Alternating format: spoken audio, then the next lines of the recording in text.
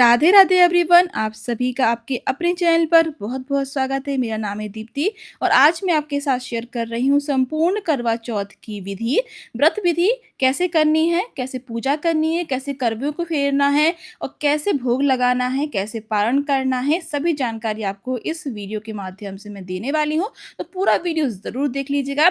देखिए, जो व्रत होता है, सुहागन स्त्रियाँ अपने पति की दीर्घायु के लिए, अच्छे भविष्य के लिए, अच्छे स्वास्थ्य के लिए निर्जल उपवास रखती हैं। सुबह संकल्प लेकर ये जो पूजा होती है वो गोधूलि बेला में या फिर प्रदोष काल में की जाती है। उसके बाद चंद्र पूजन करने के बाद, पति का पूजन करने के बाद ही पारण किया जाता है। तो देखिए, आपको सजना संवरना बहुत ज़रूरी है। इस व्रत में 16 श्रृंगार कर ये पूजा की जाती है।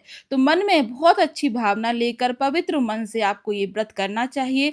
सच्चे दिल से व्रत करने से ही इसका पूर्ण फल मिलता है। तो देखिए, मेहंदी, आलता, महावर आप अच्छी तरीके से सज लें, संवर लें।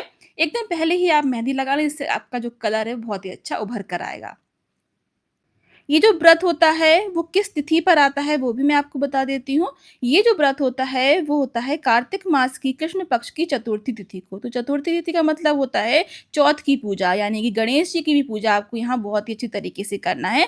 तो सर्वप्रथम पटा बिछा लीजिए, चौक पूर कर उसके ऊपर लाल वस्त्र बिछा लीजिए। माता करवा की कोई मूर्ति या फिर आपके पास फ़ोटो हो, उसको स्थापित कर लीजिए। फिर आपको यहाँ कलश की स्थापना करनी है। अगर आपको साधारण तरीके से पूजा करनी है, तो उसका वीडियो मैंने चैनल पर डाल दिया है, आप वो भी देख सकते हैं।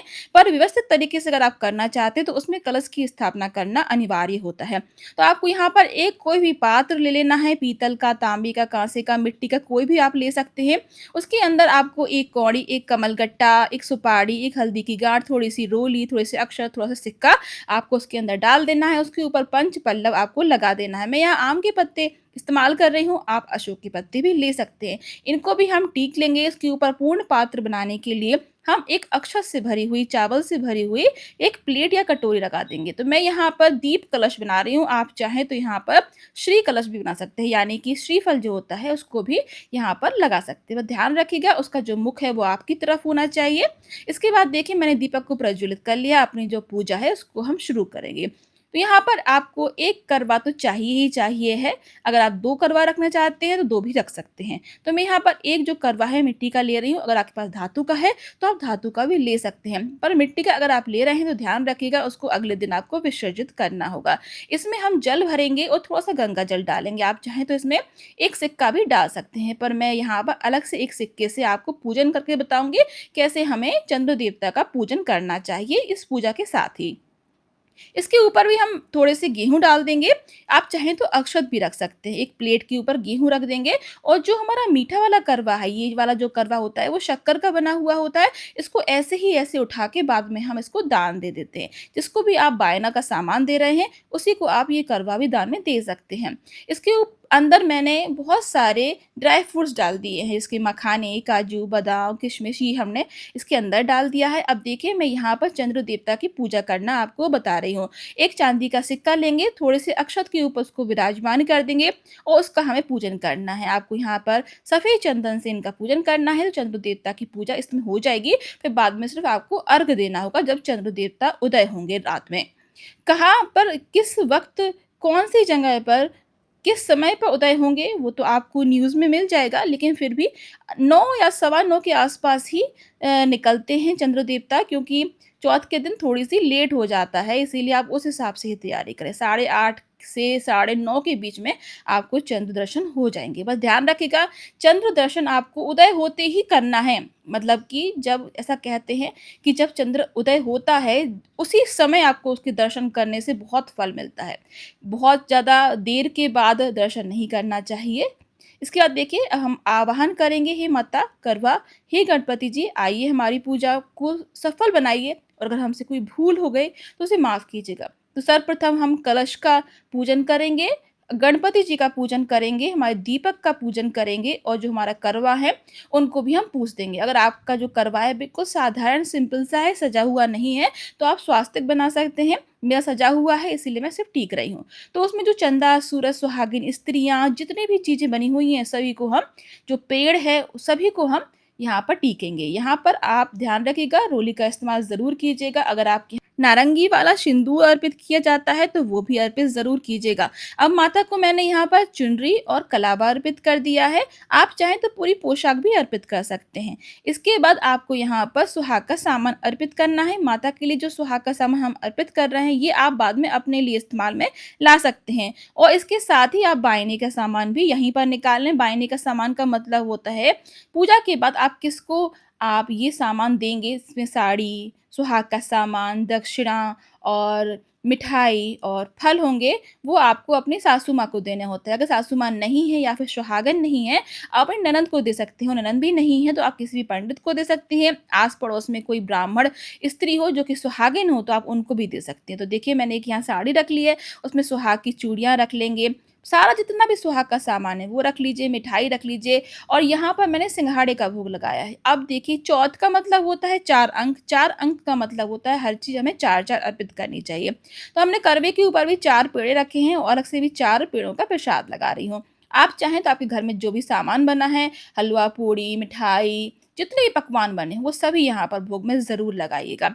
अब गणपति जी को मैं जनेऊ अर्पित कर रही हूँ, सुहाग के सामान को भी हम टीक लेंगे और उसके ऊपर भी एक गुलाब का पुष्प रख देंगे। माता को गुलाब के पुष्प और लाल पुष्प बहुत पसंद होते हैं, इसलिए ध्यान रखिएगा, गुलाब के कमल के पुष्प माता को ज़रूर अर्पित कीजिएगा। अब जो भी आपके पास मौसमी फल हों, उस समय जो आते हों, तो आप वो अर्पित कर दीजिए। और इस वर्ष 20 अक्टूबर को ये व्रत रखा जाएगा, यानी कि हमारी करवा चौथ की जो पूजा है, व्रत है, वो 20 तारीख को होगी।